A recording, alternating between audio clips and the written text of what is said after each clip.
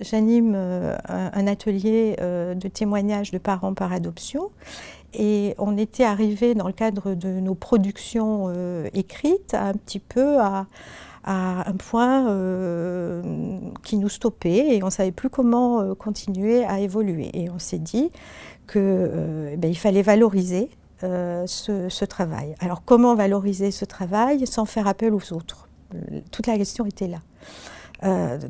C'est un petit peu par hasard qu'on s'est rencontrés avec le Lab 06 et alors pour le coup ça a été véritablement une rencontre en termes de méthode, puisque finalement la prise de parole et l'émergence de la parole et des représentations des uns et des autres, c'est quelque chose qui me parle et qui parlait ici aussi. Donc il me semble que ce lieu, en tout cas pour moi, a été véritablement un lieu de réflexion, d'imagination et de conduire un projet. Voilà, réfléchir, imaginer et conduire. Alors réfléchir en faisant émerger un peu la créativité que chacun a.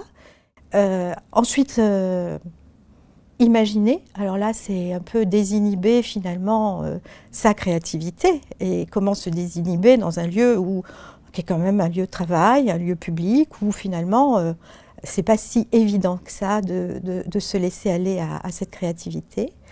Et puis ensuite conduire, parce qu'une fois qu'on a imaginé tout ça, c'est beau, c'est bien, c'était un petit peu là où on en était nous arrivés dans notre groupe. Comment continuer?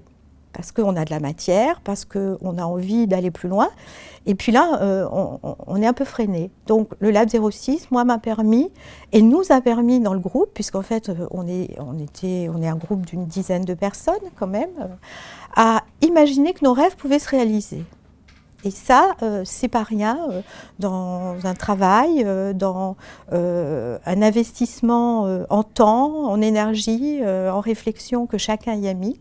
Et du coup, conduire, c'est ça, c'est comment je vais aller plus loin. Alors, imaginer des choses très pragmatiques, trouver des potentiels de réalisation, comment le faire, comment oser aussi, parce que finalement on peut en avoir l'idée, mais le passage à la réalisation peut être extrêmement frustrant parce qu'on n'ose pas.